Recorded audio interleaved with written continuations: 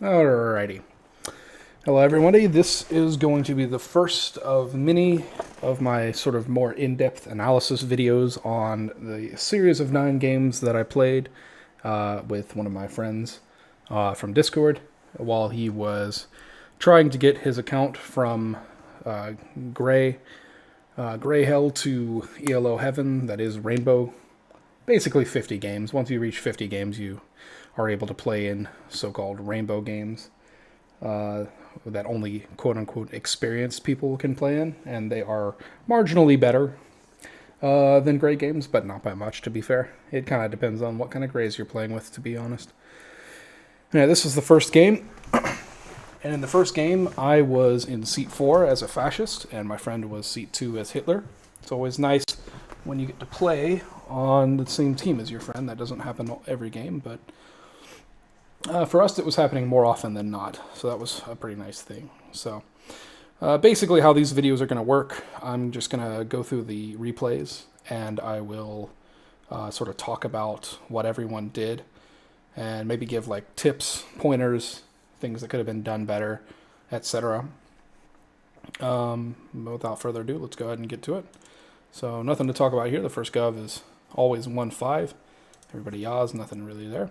Okay, so here's already I can tell you. Yeah, I think I say this in the video itself.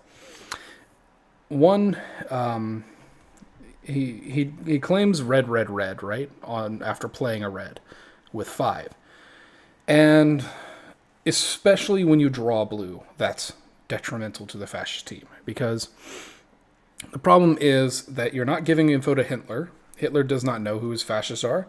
It's possible, from Hitler's point of view, that this is both his fascists. It could also be one fascist, one liberal. It could also be 2 liberals.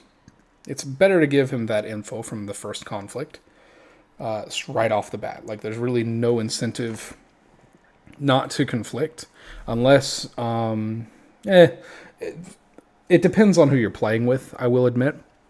Certain players react differently to being conflicted and probably have histories, but outside of that, like sort of social reads, like strictly speaking, he should claim the blue here, especially since he got the blue. Like, just conflict. There's no reason not to. If you're gonna play red, you might as well go balls to the wall and let the other guy know that yes, you are a fascist. The worst that he can do is call you a fascist back. So, at the end of the day, it's not the end of the world because 5 here is now a red chancellor and he's liberal. So he's not going to get to play, and that's positive for the fascist team. So now, the game from the first gov, as you can tell, it starts shrinking, I guess. Now there's only 5 players, 2 fascists, 3 liberals. That's a positive game. I'll take it. It's better. The best scenario for fascists is for 1-5 here playing the red to be lib, because then you lose 2 libs for free. No need for anything. And the only way they're going to get back is by socially appealing. So, all right, next gov is 2-6. Everybody yas, of course. And my friend makes the same mistake. Okay, so this is the IMV gov, right? And there's a thing here, right? If you're going to drop a blue and take IMV, you need to make sure that you are leaving your other fascist room, I guess. And what I mean by that is you're going to look like shit no matter what happens, because you have taken IMV on a low blue deck. Where are the blues going? Why aren't they here? That sort of thing. And whoever takes IMV is going to immediately draw suspicion on them, whether they're liberal or not. And worst case scenario here, he actually gets a blue as well. And because he gets a blue and drops it silently like this, and because 1 also did, we are now at a net negative 2 blue deck state, right? Already.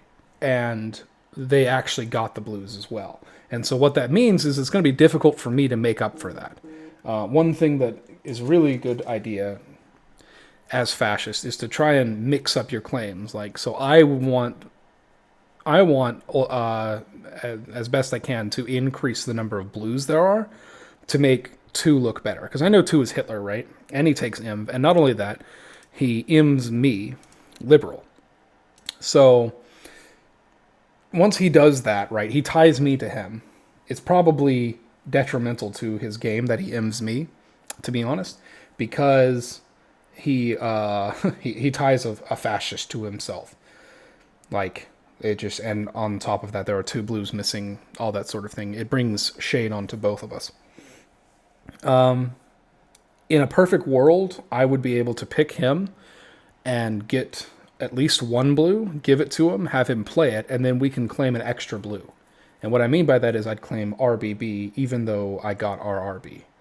And what that does is it adds another blue back. So then we're at a -1 deck state. And then at that point, all I have to do is say one is a fascist because he's red, red, red, you know? And that's all there is. And notice how if one claims red, red, blue in 1-5, if one claims red, red, blue, then we'd be up to a normal deck state after 4-2 gets a blue. Now, as we're going to see, that doesn't happen, but again, this is talking in a perfect world type stuff.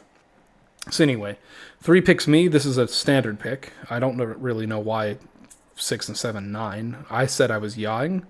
Now, I want to say there's incentive, in my opinion, to yaw and 3. The main reason that I have behind yawing is so that I can pick 4-2.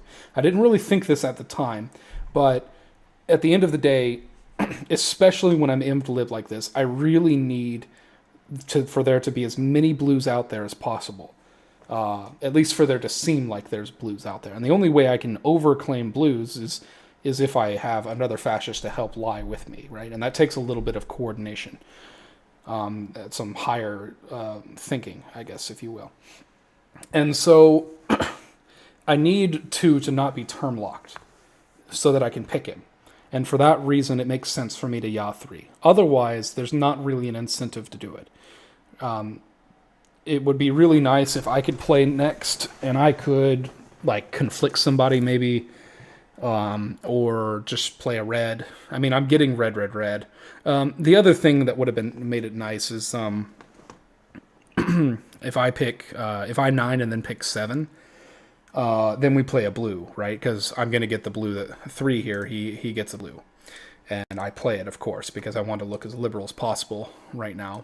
And also, there's another reason. Because if I conflict 3 there right out, sure, it's nice. We get another red down and it's Hitler zone, but 1 is in terrible position. He's never getting the SE. Likely 3 is going to SE 7 because 7 hasn't touched the deck yet. He's fairly clean, and that means that he's in really good position to receive the SE, and 7 is not fascist. Now, thinking about that, if you're in the situation where 1-5 is red and you have a fascist in C7, go ahead, conflict.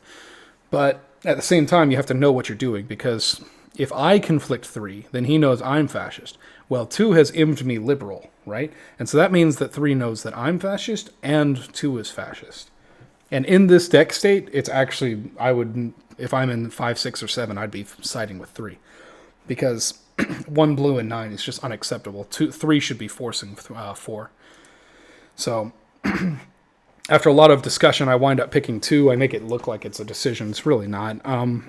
As soon as I decided I needed an RBB to help our fascist case to get play, I was like, yeah, I have to pick 2, no matter what. The other pick was 7, but 7 actually kind of helped us there. 7 decided, hey, I'd rather do QQ 2. And just to explain what QQing is, QQing is when you, as a player, pick the person who investigated you liberal.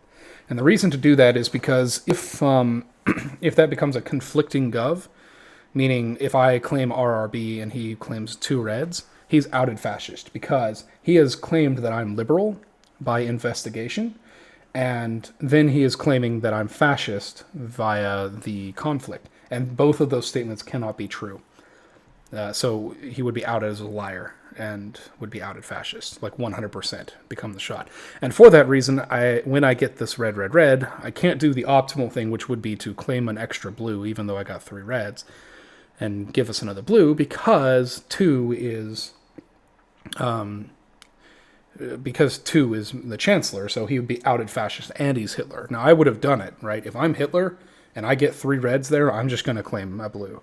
And if I'm fascist and he's fascist and one is Hitler, I'm claiming the blue because we need as many blues out there as we can.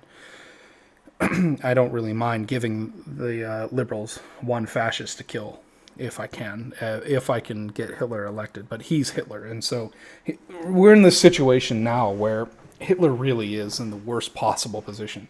We're currently on a 1 blue deck out of 12 cards that have been drawn, which is highly irregular. So that's a net negative 3 blues that are missing, and he's the one who took Imv. And not only that, but now I'm a red president, and he's Imv'd me lib. Like, it's just a really difficult situation to win for fascists. In the game, I know 3 makes a huge case for him being the SE. The SE is never a president.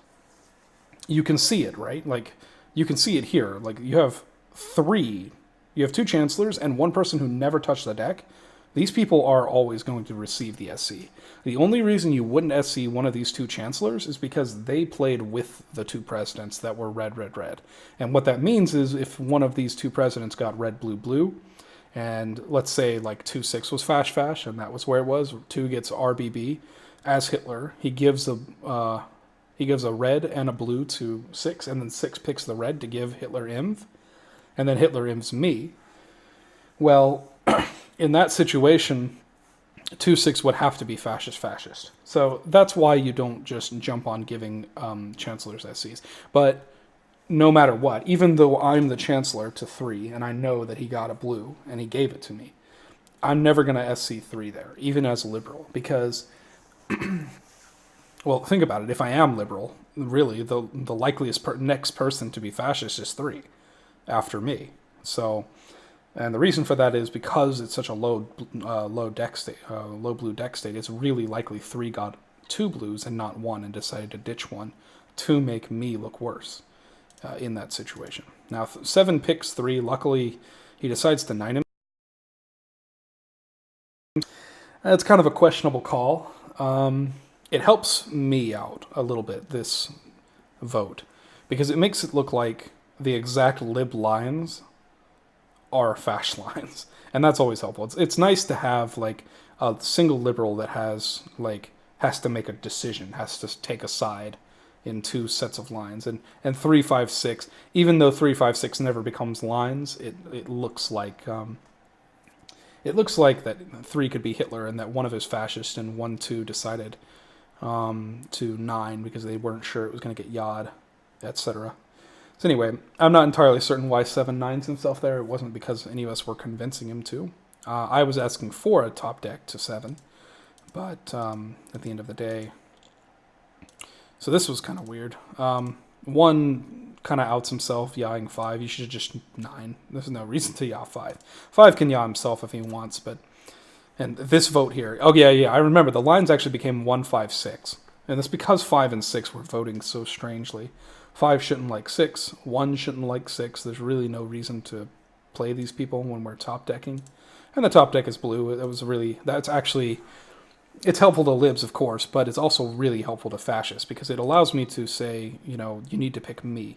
And he winds up picking 6, which is an okay pick as well, because it means that he's starting to trust 2, right? That 2-6 is not fascist. And so, in a way, this pick helps me. It's kind of roundabout. And of course, this government, I don't really know why he 9s himself there either. Like, there's no reason for him to. And then he plays a blue, of course.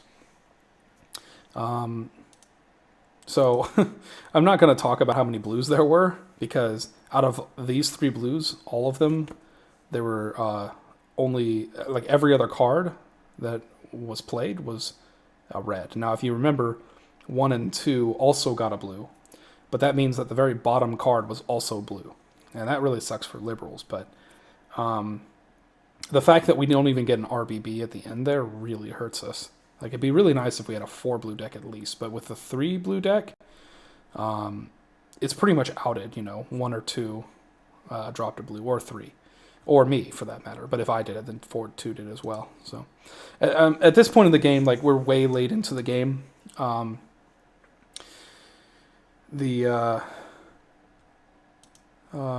hold on a second. How did that other blue get here? I don't remember. Oh yeah. We I seeded him on top, decked him. Anyway, we're super late into the game. Two starts saying like, "Hey, let's yaw this," and I'm like, "No, let's not do that." And somehow six decides to yaw. So this is the point where the game kind of ends because anyone with half a brain understands that like you're not supposed to yaw this, and now the fascists can sort of pounce on this weakness that we all sense, right? And then the best part is how I think 1-7 yaw 3 here, and 3 even nines himself, which is very interesting considering how he was just begging to get played. And then I get yawed here. This is unfortunate for fascist. If I can get a single blue, then I can win the game outright. I decided to drop the blue. There's not really any reason to do either or. Because it doesn't make a difference. I'm not Hitler, and 7 is getting picked. And so here's where the game ends. Actually, it's kind of an irony. Somehow 6 picks 2. I'm not entirely certain how he does that. And we all yaw. And this should never get yawed. But I told him, like, hey, we're going to yaw this, actually. And we're not going to 9-7 like the plan was. Because before, when I picked 4-7, I was like, the plan is 4-7-7-6. Right? That's the plan.